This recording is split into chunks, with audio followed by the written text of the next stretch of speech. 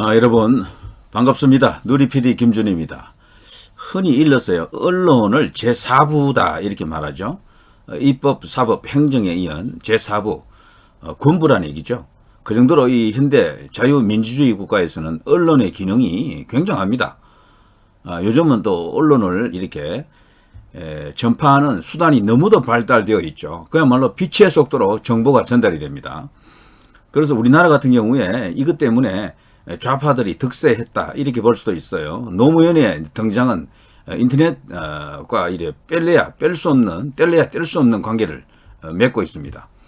그 이후 이제 좌파들이 수없이 많은 인터넷 안에 자신들의 기지 진지를 만들고요, 그들의 담론을 확대해 나갔습니다. 이로 인해서 대한민국이 좌경화되는데 굉장한 기여를 했다 이렇게 볼 수가 있겠죠. 그러나 아직 나라가 완전히 이제 좌파화 된 건 아닙니다.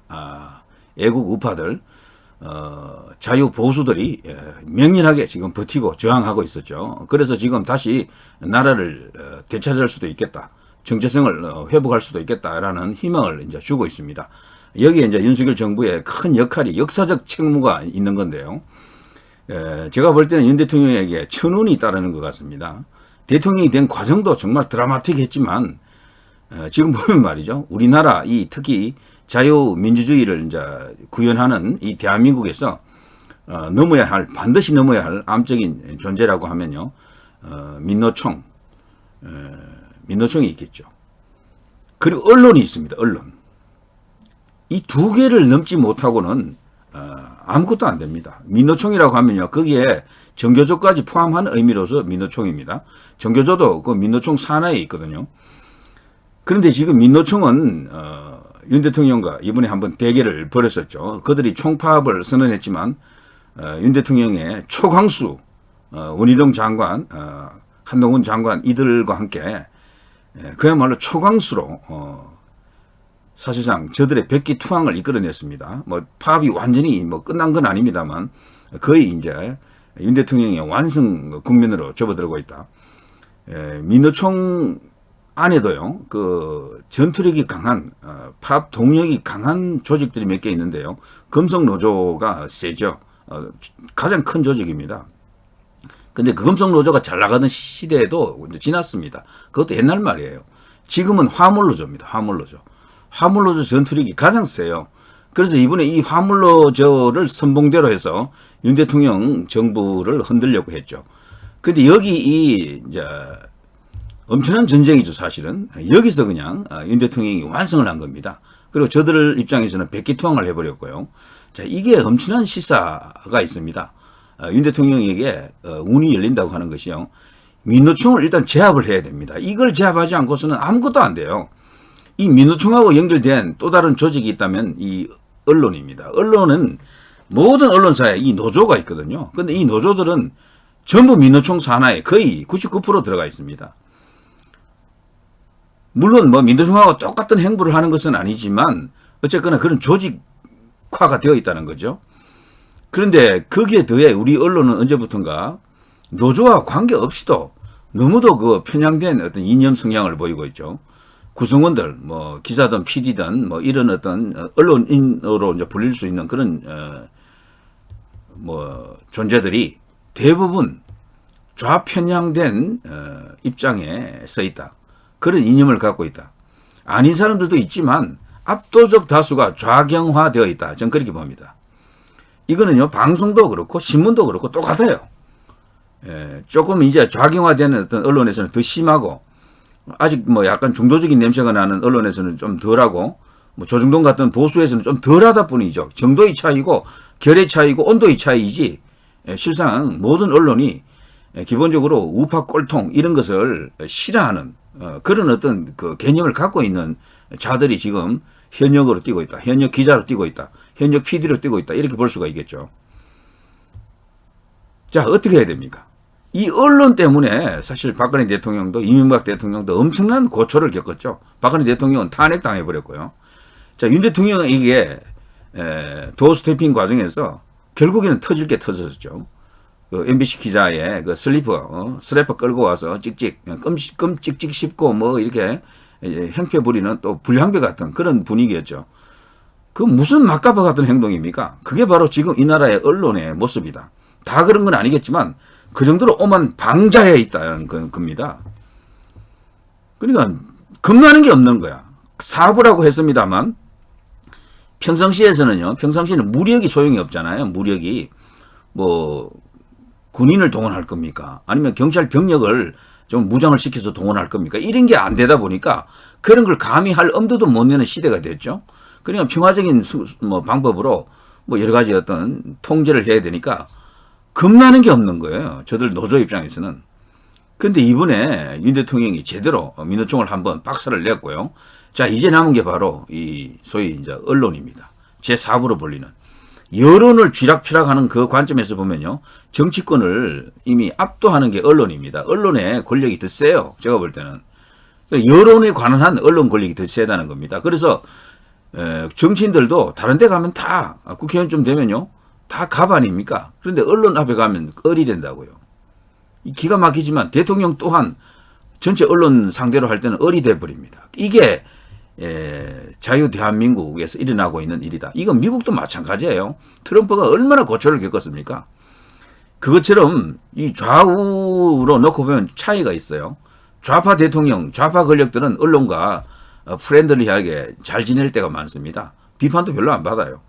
그런데 이 우파 대통령, 보수 대통령은 엄청난 시련을 겪습니다. 바로 언론의 그 편향된 왜곡 때문인데요. 편향된 이념 성향 때문인데요. 그들 하나하나가 다 좌파 전사처럼 행동하죠. 그런 언론이 너무도 많고 그런 어떤 존재들이 가득한 게 지금 우리 언론계입니다. 그런데 이 언론 개혁 없이는 대한민국의 자유민주주의를 공고히 하기는 어렵습니다. 좌파들의 저 도전을 이겨낼 수가 없을지도 몰라요. 광화문에서 그 엄청난 태극기를 했지만 사실상 들인 그 수고에 비해서 돌아온 것은 좀 미약했다고 봅니다. 저는 개인적으로. 그러나 여론조사에서 어떤 지지율이 왔다 갔다 하게 되면 그걸 기반으로 정치권이 이리 반응을 합니다. 그런 거 보면 결국 여론이거든요. 여론. 태극기 집회가 효과가 떨어졌던 것은 언론에서 그거 외면했기 때문입니다. 보도 자체를 안 했어요. 촛불처럼 보도를 제대로만 해줬더라도 이미 오래전에 결판 났죠. 태극기 세상이 왔죠. 태극기 혁명도 가능했겠죠. 그런데 언론이 철저하게 침묵해버리니까 그야말로 찻잔 속에 태풍처럼 돼버리고 말았다. 이제 그런 상황 속에서 이 언론을 이대로 놔두고는 국가를 정상화 못한다. 이것은 확실한 거죠. 그런데 이번에 SBS가 엄청난 뉴스를 이번에 아주 폭로했죠. 대장동 일당들이 대장동 게이트를 주물럭거렸던 그들이 입막음조로 엄청난 돈을 뿌렸다는 겁니다. 엄청난 돈을. 대장동 전체의 그 사업 규모가 얼마나 큽니까? 거기에서 왔다 갔다 하는 머니, 돈의 그 단위가 뭐 몇 억짜리가 아니잖아요. 수십억, 수백억, 수천억이 왔다 갔다 하는 그런 어떤 초대형 이권 사업이다 보니까 떡고물도 엄청나게 큰 거죠. 그리고 눈 가리고 아웅식으로요. 돈 놓고 돈 먹게 하는 분위기로 그냥 야바이 노름이 일어났던 겁니다. 거기. 근데 그런 것이 왜 백일하에 드러나지 않았느냐. 그 과정을 보면요. 결국 언론의 침묵이 있었다. 그 언론의 침묵 이면에는 입막음조로 블랙머니가 검은 돈이 이제 왔다 갔다 했다.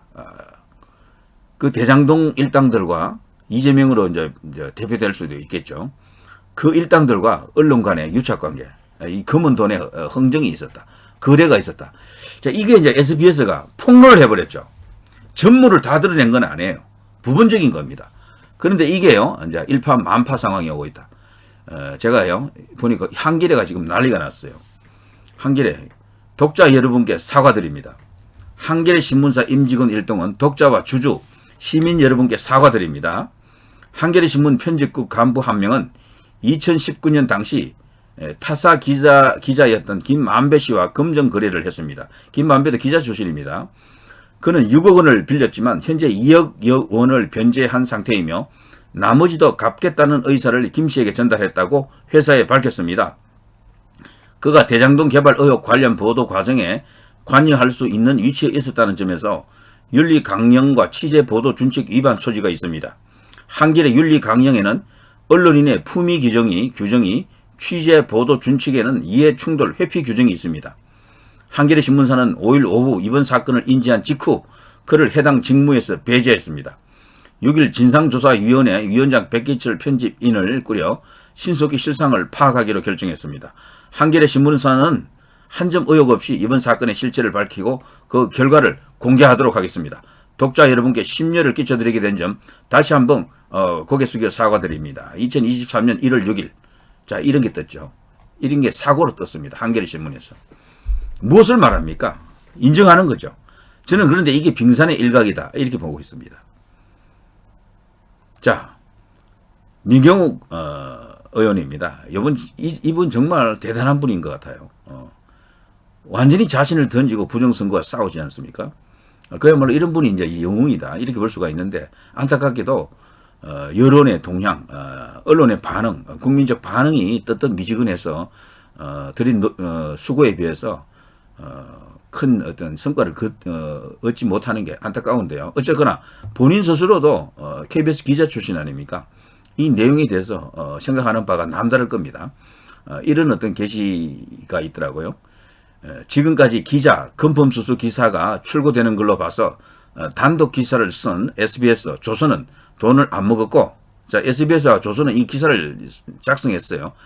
그리고 한겨레, 한국중앙은 돈을 먹었다. 뭐 MBC와 KBS도 언급이 이제 될 거예요. 이렇게 되면은 돈 먹은 기자들은 자신이 따돌림 당한 데 대해 분기탱천하며 불꽃 취재를 할 것이다. 돈 못 먹은 기자들은 자신이 따돌림 당한 데 대해 분기탱천하며 불꽃 취재를 할 것이다. 나를 감히 빼돌리다니, 나를 배제하다니, 나를 무시하다니 이렇게 생각하나요? 그것 참 잘 됐다. 이 포스팅은 계속 업데이트 된다. 자, 이런 식으로 민경욱 전 의원도 이것을 이제 지적을 했습니다.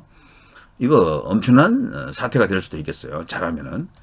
그야말로 대장동 게이트가 언론 게이트로 비화될 수도 있는 그렇게 이제 폭발력을 내장하고 있습니다. 자, SBS 뉴스가 이거를 최초 이제 보도를 했었죠. 검찰 대장동 자금 언니 김만배 소환 수사 재개한다 이런 뉴스가 있습니다만 이거보다도요. 그 미디어 오늘 그 밑에 중앙 일간지 간부들 김만배와 동거래 정황 드러나 파장 일으키고 있다. 이게 이제 SBS 뉴스를 통해서 간접 취재가 된 거죠. 이게 전부. 자, 대장동 사건 언론계 비위 의혹으로 비화 조짐을 보이고 있다. 당연히 이걸요. 윤석열 대통령, 한동훈 장관 그리고 지금 이원석 검찰총장, 송경호 중앙지검장 이 라인에서 이걸 그냥 흘릴 수가 없습니다. 이건 너무도 중차대한 사건이고요. 그 악을 정리할 수 있는 결정적인 기회가 왔다. 이런 기회가 함부로 안 옵니다. 이게 저는 그래서 앞부분에서 윤 대통령에게 천운이 오는가 이런 생각을 하는 겁니다. 민노총을 정리하고 때려잡고 여기에 나가지고 언론까지도 이런 식으로 뭐랄까요 이렇게 손볼 수 있다고 하면요 윤 대통령의 치세가 완전히 그냥 100% 열린다 이래 볼 수 있겠죠. 지금 언론만 어느 정도 불편부당하게 있는 그대로만 팩트 위주로 있는 그대로만 보도해줘도요 정권 운영하기가 얼마나 쉽습니까? 그런데 정권에서 꼭 필요한 뉴스는 안 보내주고 계속 터집 잡고 흠집 잡는 뉴스만 지속적으로 까고 때리고 하지 않았습니까? 뭐 방송에서 불러내가지고 나쁜 이야기만 계속 그냥 하니까 국민들도 세뇌될 수밖에 없어요. 그렇게 되면. 그리고 지지율이 그것 때문에 영향을 많이 받았죠. 그런데도 불구하고 대통령은 지금 지지율이 그야말로 돌고래 부상을 하고 있더라고요. 요즘 바닥에서 치솟기 시작하니까 최근에 나온 여론조사를 보면 45% 전후를 왔다 갔다 합니다. 굉장합니다. 그리고 이 여론조사 지지율은 정당 지지율 국민의힘보다도 한 7, 8% 높습니다. 그리고 지금 더불어민주당은요. 노웅래 방탄 이후에 지지율이 그냥 추락하기 시작했는데요. 20%대로 떨어졌어요. 지금 엄청난 지금 시련을 겪고 있다. 저는 그렇게 생각이 됩니다. 국민의힘이 더불어민주당보다도 지지율이 많이 높고 국민의힘보다도 윤 대통령 지지율이 더 높아요. 이렇게 되면 국정 주도권이 완전히 용산으로 넘어갑니다. 기가 막힌 상황이 지금 펼쳐지고 있다. 이렇게 볼 수가 있겠죠. 자, 아무튼 이 대장동은요, 파면 팔수록 거대한 저수지가 드러날 겁니다. 검찰이 대장동에서 1,000억 원을 찾았다. 대장동 집중하다 소환 통보한 건 성남FC 의혹. 이건 뭐 성동격서 전략이죠. 이 허를 찔린 것이죠. 이재명이가. 자, 아무튼 이 대장동을 매개로 뭔가 큰 어떤 왕건이를 뽑을 수도 있겠다 이런 생각을 합니다. 언론까지도 이번에 어느 정도 그들의 치부를 때릴 수 있는 기회가 온다 그러면요, 윤 대통령은 그야말로 천하제일도, 천하제일금이 충분히 가능하다 이런 생각이 들어요. 자, 윤 대통령에게 천운이 오고 있다. 언론 개입까지 가능하다. 민노총과 언론 이 두 집단을 정상화시킬 수 있다 그러면 이건 바로 국가 정상화를 위한 고속도로가 뚫렸다 이래 볼 수가 있겠죠. 거의 90% 이상 확실하다 이렇게 봅니다. 왜냐하면 지금 좌파 진영에서 믿는 거는 민노총하고 언론밖에 없어요. 그 나머지들은 파편화되어 있어가지고요, 그렇게 큰 세력이 안 되고요, 여론을 그렇게 움직일 수 있는 힘이 없어요. 이 두 개를 어느 정도 정상화시킨다. 그러면 국가가 바로 뭐 이렇게 정립된다. 저는 그렇게 봅니다. 자, 이 정도 하겠습니다. 누리 PD 김준희였습니다. 여러분 대단히 감사합니다.